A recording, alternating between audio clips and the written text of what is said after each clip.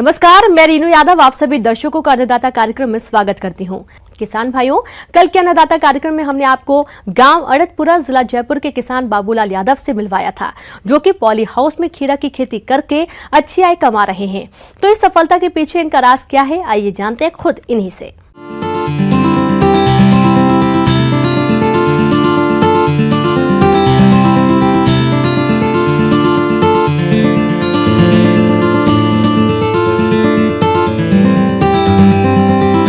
Drip लगा के, mulch लगा के, फिर बीज की रुपाई की। फिर जैसे ही पेड़ थोड़े बड़े हो गए तो मैंने धागे लगा के क्लिप लगाई। फिर पहले सिंचाई की पानी की, फिर दूसरी सिंचाई की, तब इसमें उर्वरक भी दिया। ये किसान पॉली हाउस का तापमान नियंत्रित करते हैं।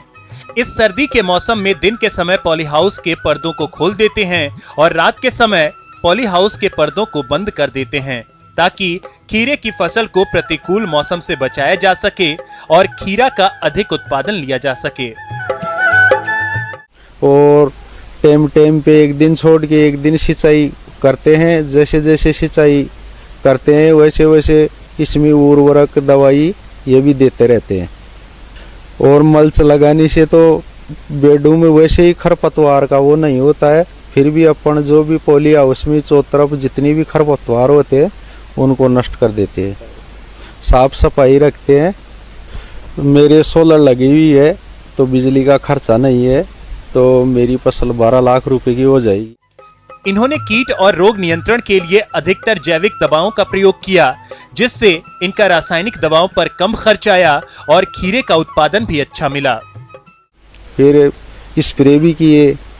जैसे पहले व्हाइट फ्लाई का ज़्यादा रहता है छोटे पेड़ों में, तो सबसे पहले मैंने व्हाइट फ्लाई का स्प्रे किया था। और बाद में जैसे जैसे जो भी कीट होते हैं, जैसे फंगीसाइड है, इंसेक्टिसाइड है, इनका स्प्रे किया था। फिर जैसे जैसे बड़े हुए खाद दवाई और जो भी उर्वरक हैं वो देते रहे बराबर। और ज़्यादातर हम क्या है जैविक ही यूज करते हैं, जैसे सूडोमोनास, बेसिलोमाइसिस, डीकम्पोजर, ट्राइकोडर्मा, जिसमें फसल भी अच्छी रहती है और लंबे समय तक चलता है, रोगों से भी मुक्त रहती है। जैसे गौमूत्र हुआ, उसका भी हम स्प्रे करते हैं 15-20 रोज से, और फल भी सही रहते हैं, साइज भी अच्छी आती है, पेड़ भी हरे रहते हैं, कई रोगों से मुक्त रहता है। जैविक खादों से फल का आकार भी सही रहता है और हम बाजार में ले जाते हैं तो उसका भाव भी सही मिलता है, साइज भी सही आती है और खाने में भी स्वादिष्ट रहता है, कई रोगों से मुक्त रहता है। ज़्यादातर स्प्रे भी अपन जैविक का ही निकालते हैं और स्वास्थ्य के लिए भी सही रहता है। मैंने अगस्त में लगाया था और करीबन मेरी फसल 5 महीने की हो गई और मैंने पहली तुड़ाई 30 रोज के अंदर कर ली थी और आज मेरी फसल कम से कम 5 महीने की हो गई। मैंने 30 दिन के बाद में तुड़ाई चालू की थी, तो मैंने 3-4 कुंटल से स्टार्ट की थी और मैंने करीबन 15 कुंटल तक एक बार में तुड़ाई की है पॉली हाउस में। और कंटिन्यू एक दिन छोड़ के एक दिन, और बीच बीच में जब भी माल ज़्यादा लग रहा था तभी मैंने कंटिन्यू तुड़ाई की है और अच्छा प्रोडक्शन मिला है। और मैंने टोटल तुड़ाई 60 तुड़ाई के लगभग कर ली है, अभी तक 5 महीने की हो गई और मैंने 46 टन के लगभग इसमें माल ले लिया है। और अभी 10-12 तुड़ाई और होंगी तो करीबन। और जैसे बीच बीच में वैसे तो अपन खुद ही घर के ही खेती करते हैं, परंतु बीच बीच में जब तुड़ाई हुई, जब मेरे को लेबर लगानी पड़ी तो मैंने 2-2.5 महीने लेबर लगाई थी। मेरा माल यहाँ पॉली हाउस में ही पैक होता है, हम 15 किलो की पैकिंग करते हैं। कांटा हमारे पॉली हाउस में ही लगा हुआ है, तो व्यापारी का डायरेक्ट भी माल यहीं से जाता है और मंडी में भी जाता है, तो हम अपनी किराए बेस पे ले जाते हैं। हमारे जैसे 3 रुपए के लगभग थैली पड़ती है, थैली का खर्चा है, किराया है, उस पर टेप लगाते हैं, अच्छी तरह से पैकिंग करते हैं तो मंडी में अच्छा भाव मिलता है हमारे को।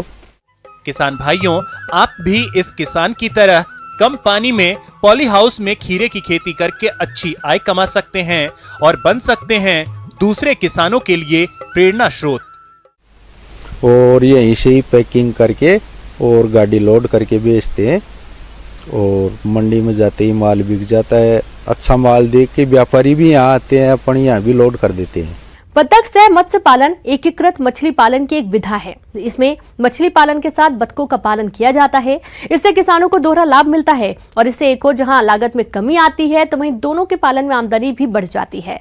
अगर आप भी बतख सह मछली पालन कर रहे हैं तो किन किन बातों पर खास ध्यान दें, चलिए जानते हैं डॉक्टर RM मिश्रा से। किसान भाइयों, जहाँ पे खेती वर्षा आधारित है एवं यहाँ के खेती समेकित कृषि की तरफ हमारे परंपरागत तरीके से हम खेती करते आए हैं, इसको व्यावसायिक रूप देने के लिए किस प्रकार आप बतख पालन को अपना सकते हैं एवं बतख के साथ साथ खेती एवं अन्य जो समेकित कृषि के अवयव हैं उनको अपनाकर आप व्यवसायी बन सकते हैं, उस पर मैं चर्चा करना चाहूँगा। तो हमारे किसान जिनके पास तालाब हैं वह तालाब में मछली पालन सह बतख पालन को अपनाकर व्यावसायिक रूप दे सकते हैं। ऐसे में अगर देखा गया है कि जो किसान के पास 1 एकड़ का एक तालाब है तो वह 500 बतख पालन कर सकते हैं, जिसमें उनकी लागत खर्च काफ़ी कम होगा और मुनाफा काफ़ी अधिक होगा। तालाब में मछली पालन के साथ बत्तख पालन लाभप्रद व्यवसाय है। मछली सह बत्तख पालन से प्रति हेक्टेयर प्रतिवर्ष 5000 किलोग्राम मछली, 15000 से 18000 अंडे और 500 से 600 किलोग्राम बत्तख के मांस का उत्पादन किया जा सकता है। इस प्रकार के मछली पालन में न तो जल क्षेत्र में कोई खाद उर्वरक डालने की आवश्यकता होती है और न ही मछलियों को पूरक आहार देने की आवश्यकता होती है। मछली पालन पर लगने वाली लागत 40 से 60% कम हो जाती है।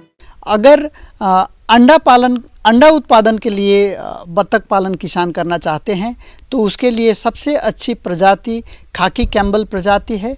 इसमें अंडा करीब 280 से 300 अंडा प्रतिवर्ष उत्पादन क्षमता है। अब खाकी कैम्बल बतख पालन करने के जो विभिन्न तरीके होंगे उसमें सबसे पहले चूजा पालन और उसके प्रबंधन की बात हम करना चाहेंगे। चूजा जो कि 1 दिन का आप लेंगे वो अच्छे फार्म से लेंगे। चूजा का पालन थोड़ा जटिल ज़रूर होता है, लेकिन किसान अगर ध्यान दें तो उससे सफल हो सकते हैं। चूजों के लिए शुरुआती सप्ताह में 32 से 33 डिग्री सेल्सियस तापमान की आवश्यकता होगी और बतख को पानी में भीगने से बचाने की ज़रूरत होगी। इन दोनों प्रबंधन व्यवस्था आप करें। साथ में प्री स्टार्टर जो दाना है उसको दाना का जो आकार है, प्रकार है, वह दोनों पे आपको ध्यान देने की आवश्यकता है। हाई प्रोटीन दाना उस समय उसकी आवश्यकता होती है ताकि जो चूजे 1 दिन के हैं वो तेज़ी से बढ़ेंगे।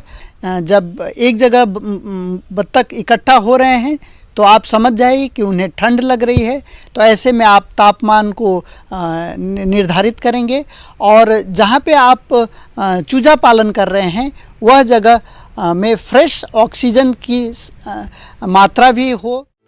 बात की जाए तो बत्तख दिन के समय तालाब में विचरण करती हैं। रात में उन्हें घर की जरूरत होती है। तालाब की मेड़ पर बांस लकड़ी से बत्तख का आवास हवादार व सुरक्षित बनाना चाहिए, जिसमें आवास का आधा भाग तालाब के पानी के ऊपर और आधा भाग तालाब की मेड़ पर होना चाहिए। इस प्रकार के आवास के रखने का प्रमुख कारण यह है कि बत्तखों द्वारा बचा हुआ आहार, गिरा हुआ आहार तथा बत्तखों के मलमूत्र सीधे तालाब में गिरे और बत्तख घर को हमेशा साफ सुथरा और सूखा रखना चाहिए। बत्तखों का बाड़ा इतना बड़ा होना चाहिए कि प्रति बत्तख कम से कम आधा वर्ग मीटर की जगह हो। जो दाना आपको देना है वह लेयर दाना पे आपको जाना होगा। जब अंडा उत्पादन का समय आ जाएगा उसमें कैल्शियम अलग से आप दे सकते हैं। करीब आहार का 4% से 6% हम कहते हैं कि उसमें कैल्शियम का ज़रूर उपलब्धता हो। सही अंडा बने, अंडे के छिलके मजबूत हों और अंडा देने की जो संख्या है वह सफिशिएंटली जितना हम अनुमानित कर रहे हैं उतना अंडा आपको मिले। अपने राज्य में बाजरे का उत्पादन बहुत होता है, लेकिन किसानों को इस बाजरे का अच्छा बाजार भाव नहीं मिल पाता है। कई बार तो किसानों को बाजरे की खेती में लगाई गई लागत निकालना भी मुश्किल हो जाता है और ऐसे में किसान बाजरे के विभिन्न उत्पाद बनाकर बेचे तो अच्छा मुनाफा कमा सकते हैं। आइए इस बारे में जानते हैं कृषि महाविद्यालय कोटपुतली की विषय विशेषज्ञ शशि वर्मा से। बाजरा जो हमारे खाद्य पदार्थों के अंदर सम्मिलित है और एक मोटे अनाज के रूप में जाना जाता है। आमतौर पर इसका उपयोग सर्दियों में किया जाता है क्योंकि इसके अंदर आयरन, विटामिन्स और फैट की मात्रा बहुत अच्छी पाई जाती है। जो इसके अंदर आयरन है वो 8 मिलीग्राम प्रति 100 ग्राम के हिसाब से पाया जाता है। जो हमारे नित्य की जो आयरन की पूर्ति है वो बाजरा के द्वारा करी जा सकती है, लेकिन हमारे खान पान में बाजरा को बहुत कम सम्मिलित किया जाता है। ग्रामीण परिवेश में महिलाएं ज़्यादातर रोटी या खिचड़ी और कभी कभार लड्डू बनाने में इसका उपयोग कर लेती हैं, क्योंकि बाजरे का जो आटा है बहुत लंबे समय तक संरक्षित करके नहीं रखा जाता है। इसका मुख्य कारण है इसमें पाया जाने वाला फैट या वसा। 3 से 4 दिन के पश्चात जो हम आटा तैयार करते हैं वो आटा कड़वा हो जाता है। कड़वे आटे के इस्तेमाल से दस्त लग जाते हैं, बुखार आ जाता है और स्वास्थ्य संबंधी समस्याओं की परेशानी उठानी पड़ती है।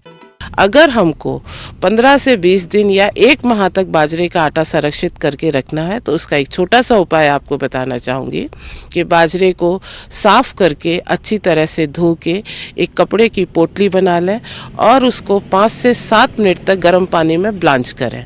ब्लांच करने के बाद आप उसको धूप में सुखा दें। अच्छी तरह से सूखने के बाद आप उसका आटा तैयार करें। इस तरह से ब्लांच करने की विधि से जो आटा तैयार होगा वो 1 महीने तक संरक्षित रहेगा और कोई भी खाद्य पदार्थ हम उसका बनाना चाहेंगे तो खराब नहीं होगा, कड़वा नहीं होगा। खाद्य पदार्थ बनाने के लिए हमें जैसे इस आटे से हम केक है, बिस्किट है, मठरी है, इसकी सेव है, इसकी भुजिया है, इसके अलावा लड्डू हैं और केक वगैरह हम तैयार कर सकते हैं। खमन ढोकला भी बाजरे के आटे से तैयार किया जा सकता है। अगर इन पदार्थों के अंदर हम हरी सब्जियां जैसे मेथी का पत्ता है, चने की पत्ती है, अगर इसको इस्तेमाल करेंगे तो इसकी गुणवत्ता बढ़ जाएगी। बाजरे की रोटी के साथ साथ कई तरह के उत्पाद बनाए जा सकते हैं, जिसे खाने से कई तरह के फायदे तो हैं ही। इसके अलावा बाजरे की बिस्किट, केक, मीठी पूरी, ढोकला, कई तरह के उत्पाद बेचकर भी अच्छी आय कमा सकते हैं। अगर ये खाद्य पदार्थ बाजरा जो बहुत ही उपयोगी है, जिसमें बहुत अच्छे विटामिन्स हैं, मिनरल्स हैं, अगर हम इसको पोषाहार के माध्यम से बच्चों के खान पान में इसको सम्मिलित करेंगे तो बच्चों का जो माल नरिशमेंट की जो समस्या है, कुपोषण की समस्या है, उससे निजात मिलेगी, क्योंकि इसके अंदर आयरन का कंटेंट ज़्यादा अच्छा होता है। ग्रामीण महिलाओं को जैसे गर्भवती महिलाएं होती हैं उनको भी पोषाहार के माध्यम से जो खाद्य पदार्थ उपलब्ध कराया जाता है उसमें अगर बाजरे का खाद्य पदार्थ उपलब्ध कराया जाए तो खून संबंधी समस्याओं का समाधान हो सकता है। एनीमिया की समस्या से हमको निजात मिल सकती है। जैसे बाजरे के बिस्किट हैं, बाजरे के कुरकुरे हैं, बाजरे का केक है और बाजरे का खमन ढोकला है और बाजरे की मठरी है। ये सारे खाद्य पदार्थ ऐसे हैं जो हमारे नित्य खान पान में बदलाव लाते हैं और हमारे खान पान में जो आर्थिक सुरक्षा जिसके माध्यम से हम कम बचत के अंदर, थोड़े पैसे के अंदर बहुत अच्छा हम खाद्य पदार्थ उपलब्ध कर सकते हैं।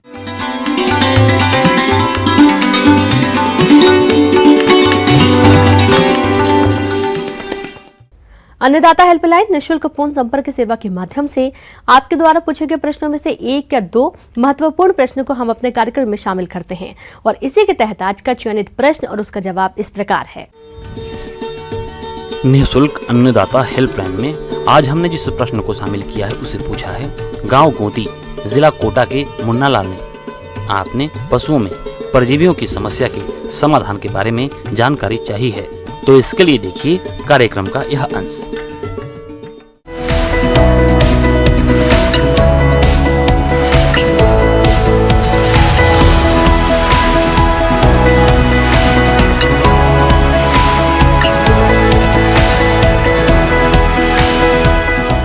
मैं किसान भाइयों के लिए पशुओं के जो मुख्यतः आहार देते हैं वो पूरा हाजमा या पच नहीं पाता है।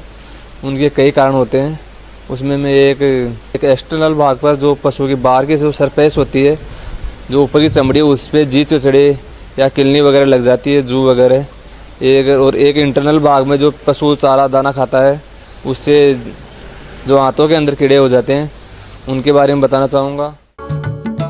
पशुपालन में एक मुख्य समस्या पशुओं में परजीवियों की होती है। जिसमें बात करें बाह्य परजीवियों की, तो ये पशु के ऊपर रहकर खून चूसते हैं। इसका लक्षण पशुओं में इस तरह से देखने में आता है कि पशु को भूख कम लगती है, पशु में रक्ताल्पता हो जाती है, चमड़ी का खराब होना, बालों का झड़ना, पशुओं में खुजली होना, पशुओं का कमजोर होना, दूध उत्पादन में कमी, ये मुख्य पहचान के लक्षण हैं। जो पशु के जो पहले में बाहरी भाग पर जो पशु के सरफेस में जू किलनी वगैरह हो जाती है, ये जो किलनी वगैरह होती है, ये पशु का ऊपरी भाग में चमड़ी से खून पी जाती है, जिससे पशु कमजोर दुर्बल हो जाता है, उसमें ब्लड की कमी हो जाती है। और जो मादा पशु होते हैं वो हीट में नहीं आ पाते। पशुओं को बाह्य परजीवियों की समस्या से बचाव के उपाय। पशुशाला की नियमित सफाई करनी चाहिए। पशुशाला को फिनाइल से नियमित अंतराल पर धुलाई करनी चाहिए। जिस पशु के ऊपर परजीवियों का प्रकोप हो गया है, उसे डेल्टामेथ्रिन 2% दवा के घोल से नहलाना चाहिए।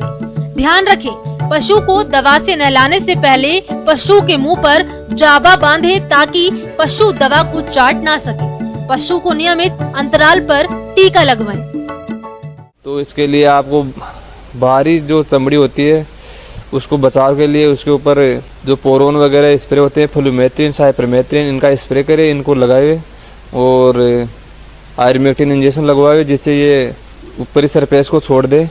पशुपालक का जो पशु है वो हेल्थी होगा, समय पे हीट में आएगा।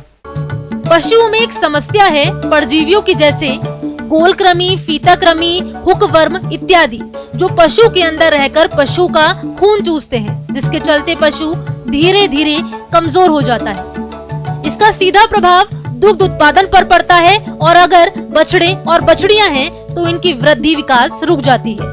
इतना ही नहीं, पशु विभिन्न प्रकार के रोगों के चपेट में आ जाता है, जिससे ये व्यवसाय घाटे में चला जाता है। इनके कारण भी कई बार पशु कमजोर दुबला पतला रह जाता है, हीट में नहीं आ पाता है। और जो पशु के अंदरूनी पेट के अंदर कीड़े होते हैं, उनके कारण भी पशु कई बार हीट में नहीं आ पाता है। पशु चिकित्सक की सलाह पर पशु को एल्बेंडाजोल या फेनबेंडाजोल कृमिनाशक दवा दे। पशु को दवा योग्य पशु चिकित्सक की सलाह पर दे और परजीवियों की समस्या से बचाव के लिए पशुओं को समय समय पर टीका लगवाएं। पशु को अंदर के कीड़े होते हैं, उसके लिए भी पशु चिकित्सालयों में उपकेंद्रों पर दवाई आती है। उसके लिए पशु को 6 महीने में एक बार पेट के कीड़े की दवाई देनी चाहिए। 6 महीने पर जब डिवर्मिंग करवाए तो ये पशुपालकों को ये ध्यान रखना चाहिए, पहली बार हमने कौन से साल्ट से या किस चीज़ से डिवर्मिंग करवाई है, तो अगली बार उसमें थोड़ा चेंज करना चाहिए। कि बचाव के लिए समय समय पर पशु चिकित्सक या पशुधन सहायकों से सलाह मशवरा करे, ताकि उनको समय पर डिवर्मिंग या कीड़ों की गोली अवश्य देवे।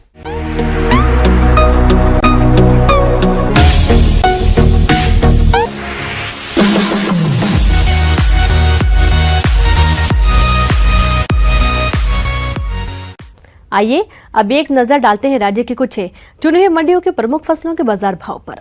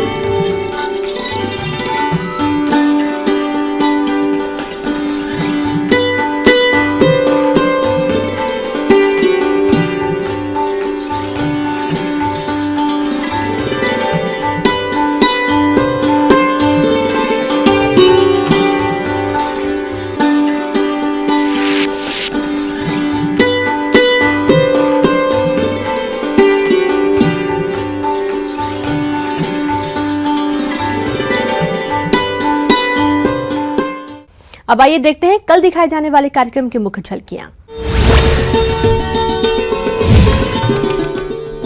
प्याज के उन्नत तकनीक से खेती करके ले अधिक उपज।